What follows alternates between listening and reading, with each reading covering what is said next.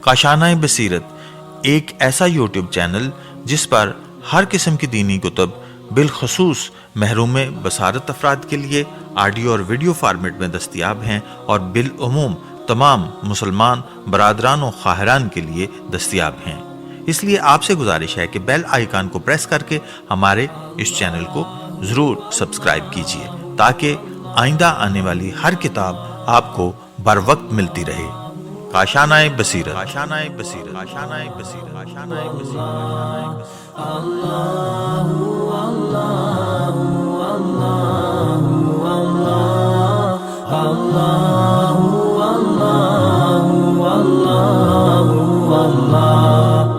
السلام علیکم ورحمۃ اللہ وبرکاتہ۔ سامعین، آپ جو کتاب سماعت فرما رہے ہیں اس کا نام ہے قلب سلیم۔ دستغیب شیرازی صاحب کی یہ کتاب ہے۔ آج ہم آپ کے سامنے اس کی 30ویں ریکارڈنگ پیش کر رہے ہیں، صفحہ نمبر 337 سے۔ پرواز در ملوکت، علامہ مجلسی رحمۃ اللہ۔ اس حدیث کی شرح میں یوں رقم تراز ہیں: روح انسان جب خدا کی طرف سفر کرتی ہے تو اس سفر کی کئی منازل ہیں۔ نمبر 1 عالم محسوسات، نمبر 2 عالم تخیلات، نمبر 3 موہومات، نمبر 4 معقولات۔ چوتھی منزل پر انسان دوسرے جانداروں سے امتیاز حاصل کرتا ہے، اور اس منزل پر پہنچ کر انسان کو وہ چیزیں دکھائی دینے لگتی ہیں جو حس و خیال و وہم کے دائرۂ ادراک سے بلند ہوتی ہیں، اور اس مقام پر پہنچ کر حقائق اشیاء سے آگاہی حاصل ہوتی ہے، اور یہ منزل لامحدود ہے۔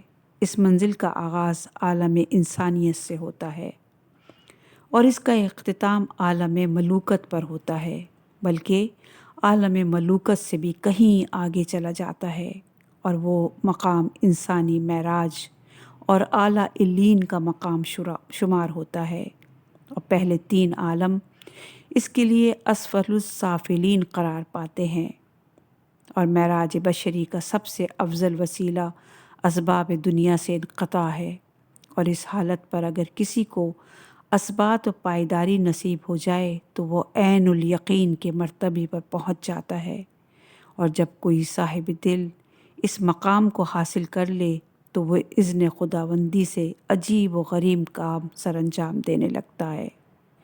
ایسا شخص فرشتوں سے ہاتھ ملا سکتا ہے، اور پانی پر چل سکتا ہے، اور ہواؤں میں پرواز کر سکتا ہے، اور اولیاء اللہ سے کرامت کا صدور بھی اسی وجہ سے ہوتا ہے، اور کرامات اولیاء کا انکار کرنا مناسب نہیں ہے، اگرچہ چند علماء نے کرامات کا انکار کیا ہے، لیکن ان کا انکار صحیح نہیں ہے۔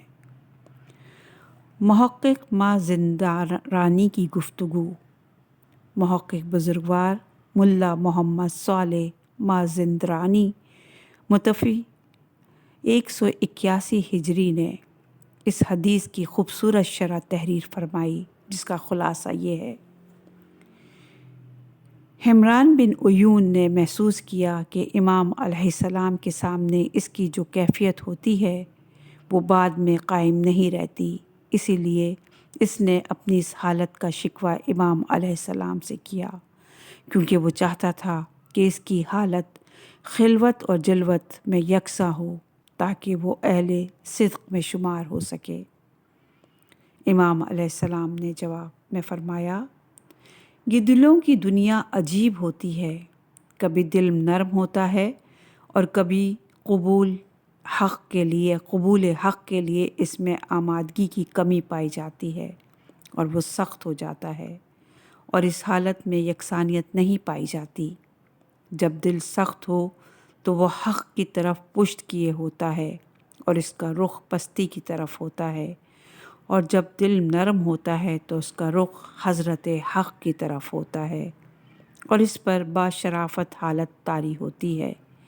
اس کی وجہ یہ ہے کہ انسان ایک ایسا موجود ہے جو ملائکہ اور شیاطین کے عالم کے مابین ہے، اس میں ملکوتی صفات بھی پائی جاتی ہیں اور ابلیسی اوصاف بھی پائی جاتی ہیں، جبکہ ملائکہ کی سرشت ہی ایسی ہے کہ ان سے ایک لحظے کے لیے بھی غفلت صادر نہیں ہوتی اور وہ ہمیشہ ذکر خدا اور اطاعت خدا میں مصروف رہتے ہیں، اور اس کے برعکس شیاطین ایک لحظے کے لیے بھی اطاعت خدا نہیں کرتے۔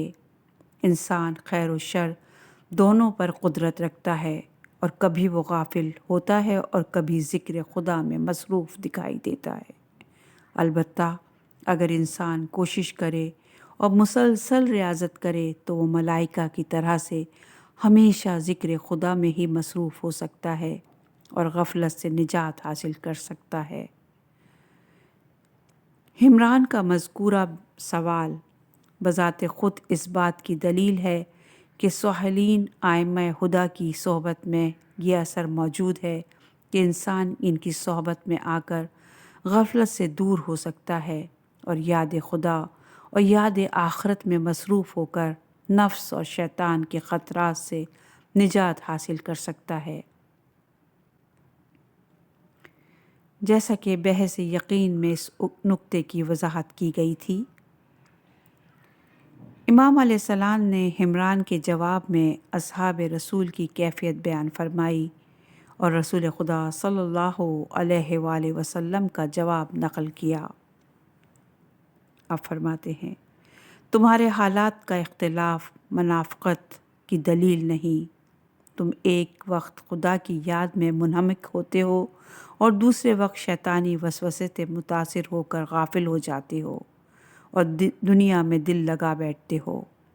منافق وہ ہے جو ہمیشہ اور ہر حالت میں بے ایمانی اور غفلت میں پڑا ہو، اور ان دو طبقات میں بڑا فرق ہے، کیونکہ ایک ایسا گروہ ہے جو کہ ایمان رکھتا ہے اور شیطانی وسوسے سے متاثر ہو کر غافل ہو جاتا ہے اور اپنی غفلت کی تلافی کے لیے ذکر خدا کا سہارا لیتا ہے، اور دوسرا گروہ وہ ہے جو کہ غفلت سے باہر نکلنے پر آمادہ ہی نہیں ہوتا۔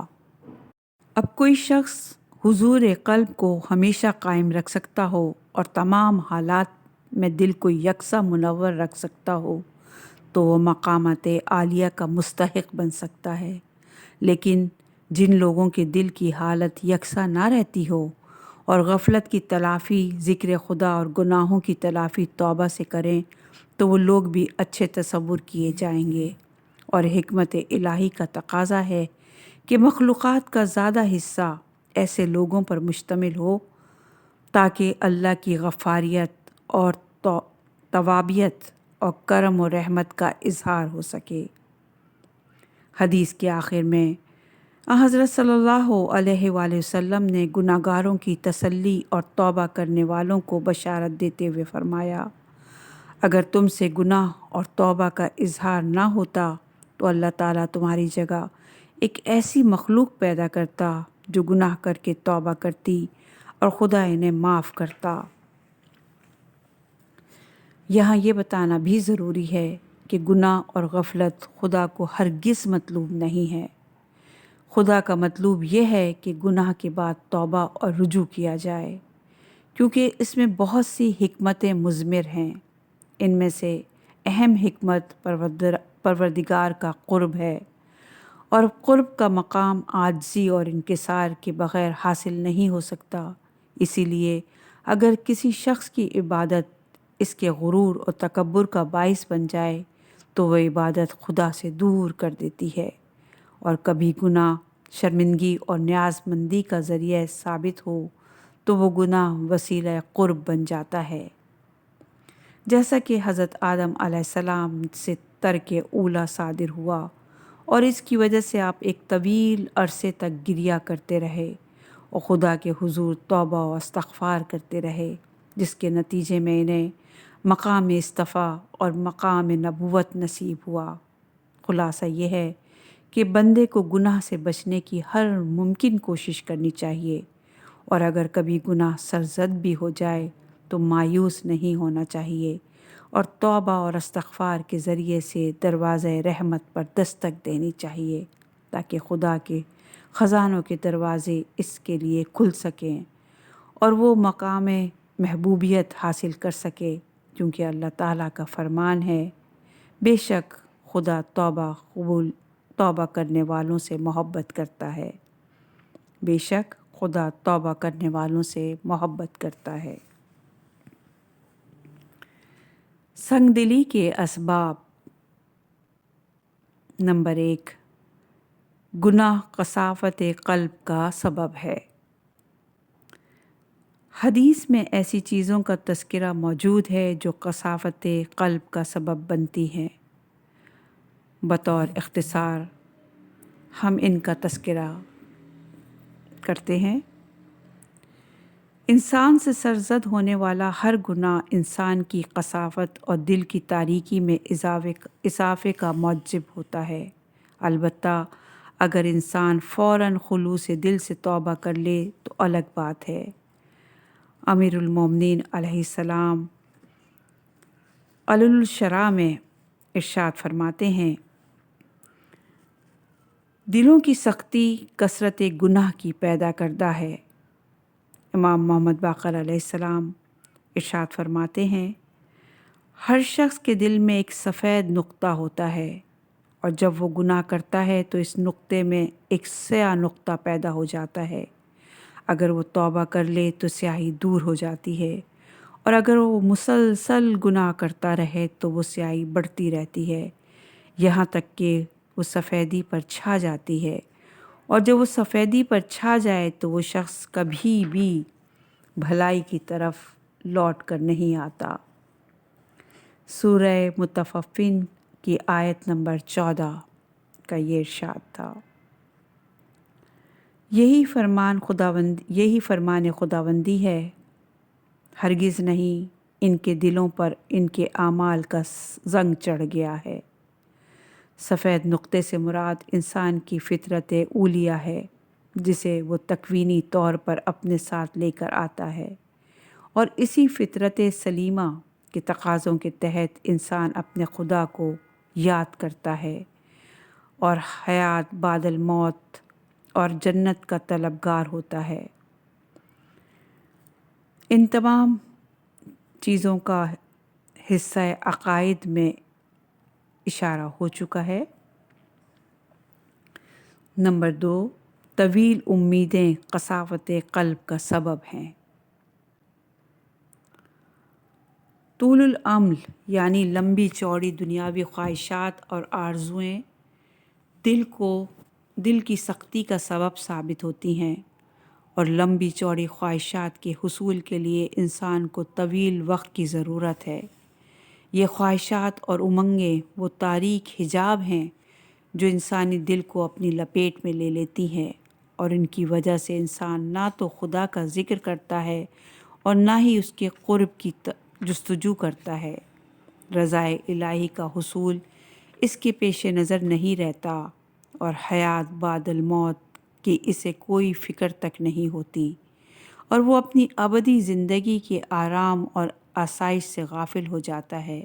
ایسا شخص محنت تو کرتا ہے لیکن صرف چند روزہ دنیا کے لیے، اور جدوجہد کرتا ہے تو صرف خیالی تمناؤں کے لیے، اور جوش و جذبے کا اظہار کرتا ہے تو صرف چند خواہشات کی تکمیل کے لیے، اور اس کی پوری زندگی دنیا فانی کی چند آرزوؤں کے گرد گردش کرتی ہے۔ اگر غور سے دیکھا جائے تو آرزوئیں ہی حجاب اکبر دکھائی دیتی ہیں، جیسا کہ امام زین العابدین علیہ السلام دعائے ابو حمزہ صومالی میں اپنی مناجات میں یوں ارشاد فرماتے ہیں، تو اپنی مخلوق سے محجوب نہیں ہے، انہیں ان کی آرزوؤں نے تجھ سے محجوب کر دیا ہے۔ جی ہاں، یہ حقیقت ہے کہ خدا اور بندوں کے درمیان ان کی آرزوئیں ہی حجاب ہیں۔ اس مطلب کی تائید میں بہت سی احادیث وارد ہیں۔ یہاں ہم چند احادیث آپ کی سماعتوں کی گوش گزار کرتے ہیں۔ امیر المومنین علیہ السلام نہج البلاغہ کے خطبہ نمبر 42 میں ارشاد فرماتے ہیں، مجھے تمہارے متعلق سب سے زیادہ 2 ہی چیزوں کا خطرہ ہے، ایک خواہشوں کی پیروی اور دوسرے امیدوں کا پھیلاؤ۔ خواہشوں کی پیروی حق سے روک دیتی ہے اور امیدوں کا پھیلاؤ آخرت کو فراموش کر دیتا ہے۔ نمبر 3، پرخوری سنگدلی کا سبب ہے۔ پرخوری سنگدلی کا سبب ہے۔ سورہ اعراف کی آیت نمبر 31 میں ارشاد باری تعالیٰ، کھاؤ اور پیو اور اسراف نہ کرو، بے شک وہ اسراف کرنے والوں کو پسند نہیں کرتا۔ وسائل شیعہ کی کتاب الاطعمہ میں آداب المائدہ کے پہلے اور دوسرے باب میں پرخوری کی مذمت میں 22 احادیث منقول ہیں اور متدرک وسائل میں 37 احادیث پرخوری شکم سیری کی مذمت میں مرقوم ہیں۔ ان میں سے ہم یہاں چند احادیث آپ کی سماعت کی نظر کرتے ہیں۔ امام جعفر صادق علیہ السلام فرماتے ہیں، انسان خدا کے زیادہ قریب اس وقت ہوتا ہے جب اس کا پیٹ ہلکا پھلکا ہو، اور خدا کو زیادہ ناپسند اس وقت ہوتا ہے جب اس کا پیٹ بھرا ہوا ہو۔ حبیب خدا خاتم الانبیاء فرماتے ہیں، کھانے پینے کی زیادتی سے اپنے دلوں کو نہ مارو، کیونکہ جس طرح سے کھیتی میں زیادہ پانی لگانے سے کھیتی مر جاتی ہے، اسی طرح سے زیادہ کھانے پینے سے دل بھی مر جاتے ہیں۔ اللہ تعالیٰ نے شب معراج اپنے حبیب سے ارشاد فرمایا، دنیا اور اہل دنیا سے دشمنی رکھ۔ رسول خدا نے پوچھا، اہل دنیا کون ہیں؟ اللہ تعالیٰ نے فرمایا، اہل دنیا وہ ہیں جو زیادہ کھائیں، زیادہ سوئیں اور زیادہ ہنسیں۔ حبیب خدا صلی اللہ علیہ وآلہ وسلم کا فرمان ہے، جو زیادہ کھانے اور زیادہ پینے کو اپنی عادت بنا لے تو اس کا دل سخت ہو جاتا ہے۔ امیر المومنین علیہ السلام ارشاد فرماتے ہیں، پرخوری سے پرہیز کرو، کیونکہ پرخوری دل کی سختی اور نماز سے سستی اور جسم کو خراب کرنے کا باعث ہے۔ اس مقام پر یہ جاننا ضروری ہے کہ پرخوری اور شکم سیری کی حالت میں اگر کھانا پینا جسم کے لیے نقصان دہ ہو تو حرام ہے، اور اگر نقصان دہ نہ ہو تو مکروہ ہے۔ پرخوری کے لیے میزان مقرر نہیں ہے۔ پرخوری کے لیے کوئی معیار اور حد مقرر نہیں ہے کہ ہم کہہ سکیں کہ جو شخص فلاں مقدار میں کھانا کھائے وہ پرخور ہے۔ اس کا تعلق بدن اور مزاج سے ہے۔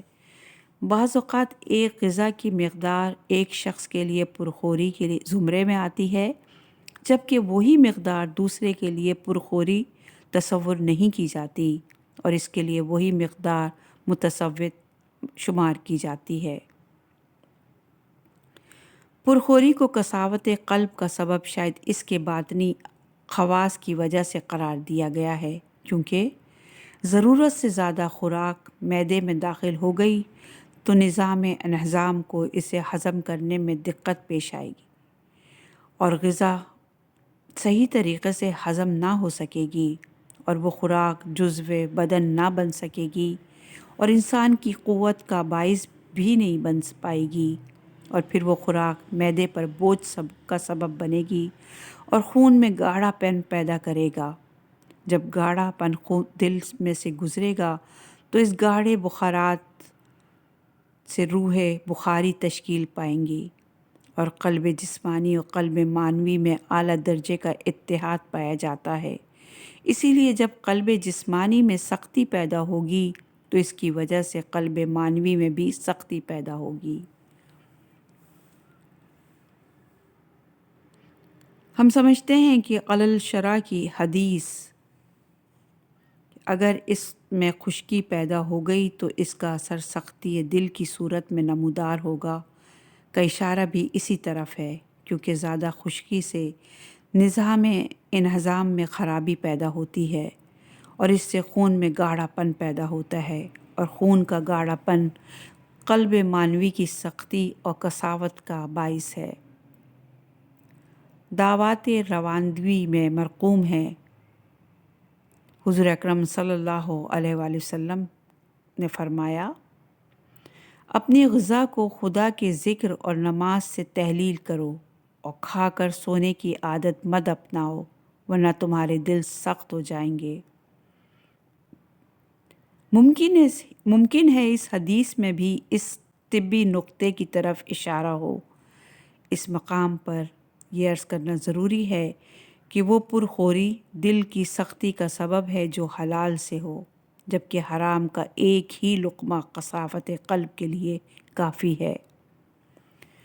خوشخبری: امیر المومنین علیہ السلام نے اپنے فرزند حسن مجتبیٰ سے فرمایا۔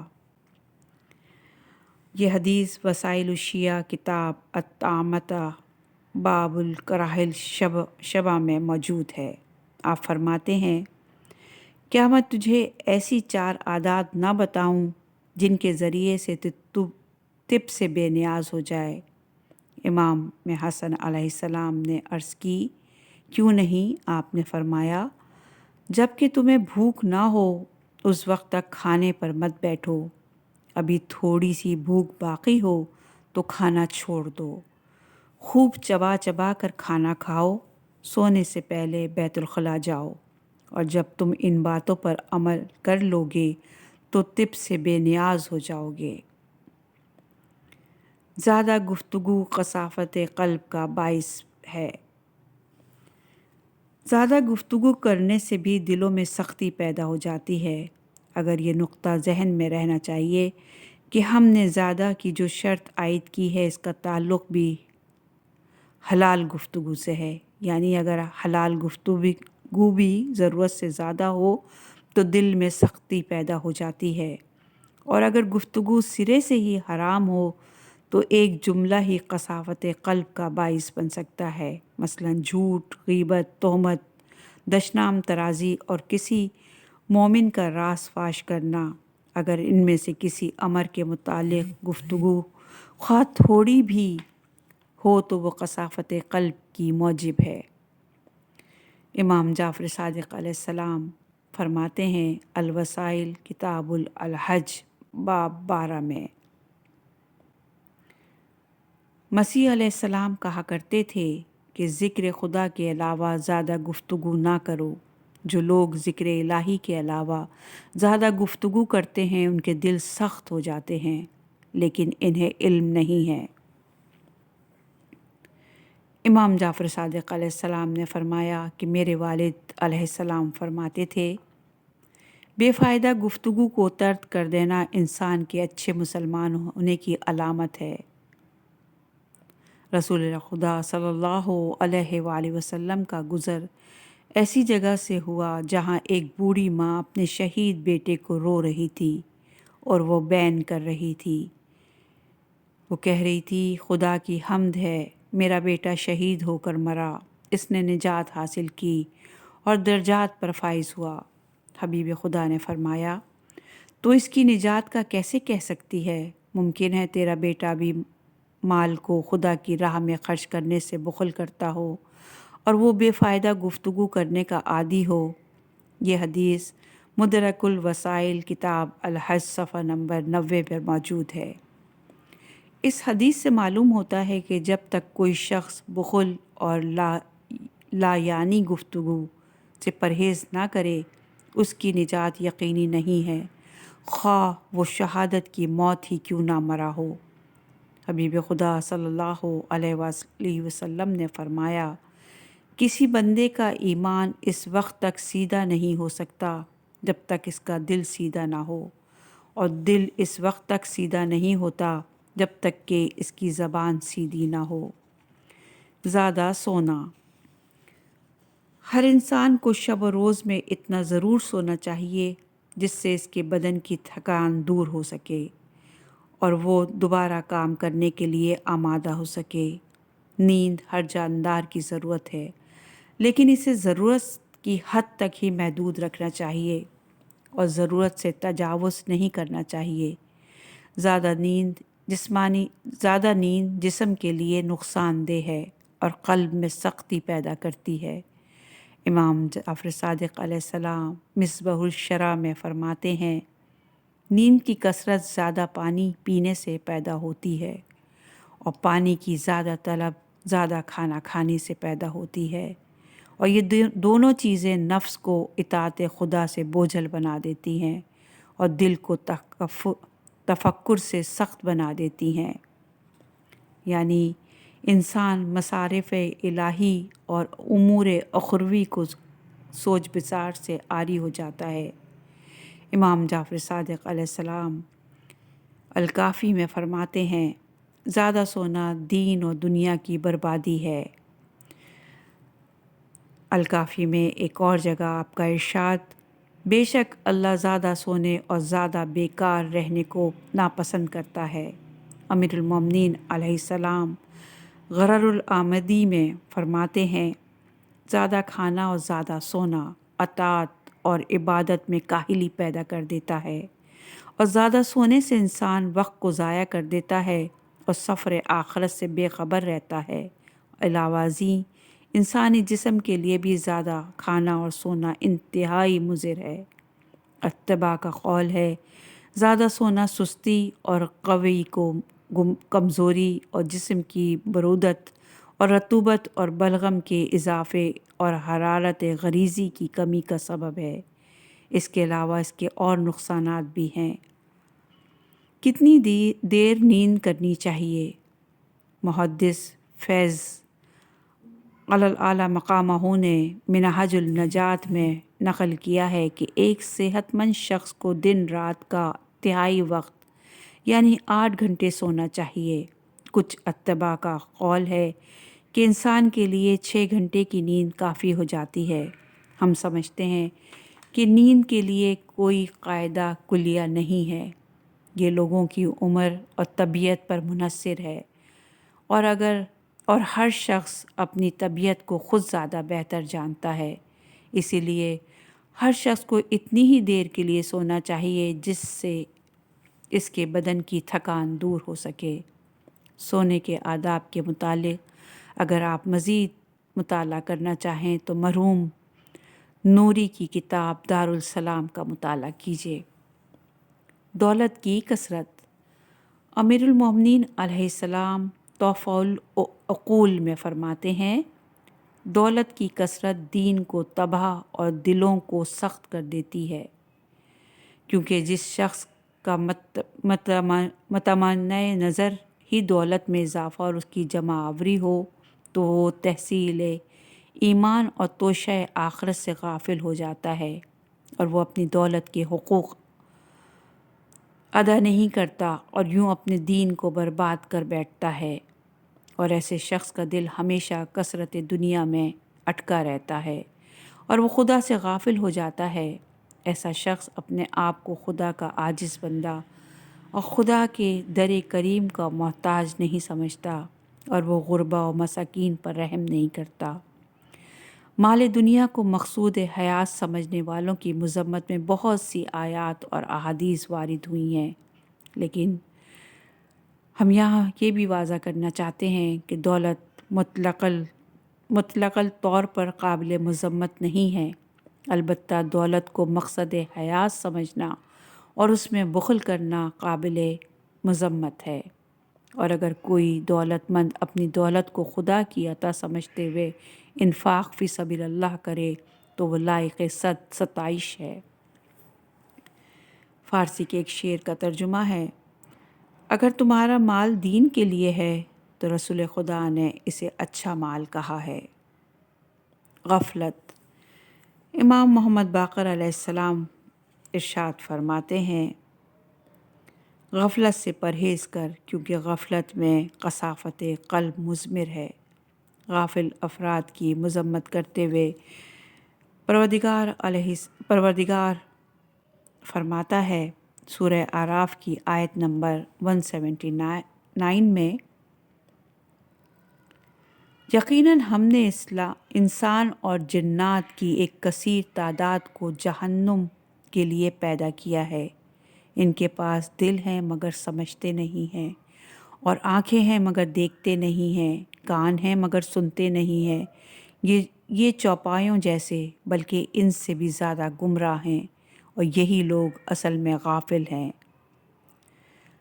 سامان سفر کب باندھو گے؟ امیر المومنین علیہ السلام بازار بصرہ میں داخل ہوئے اور آپ نے لوگوں کو خرید و فروخت میں مصروف دیکھا تو آپ بہت روئے اور آپ نے فرمایا، یہ حدیث سفینۃ البحار جلد اول صفحہ نمبر 674 پر موجود ہے۔ آپ فرماتے ہیں، اے بندگان خود دنیا اور دنیا داروں کے مزدوروں، دین کے وقت تم قسمیں کھاتے ہو اور رات کو اپنے بستروں پر سوتے ہو اور اس کے دوران تم آخرت سے غافل رہتے ہو۔ تم کب زاد راہ تیار کرو گے اور فکر آخرت کب کرو گے؟ اللہ تعالیٰ نے حضرت موسیٰ علیہ السلام کو وحی فرمائی۔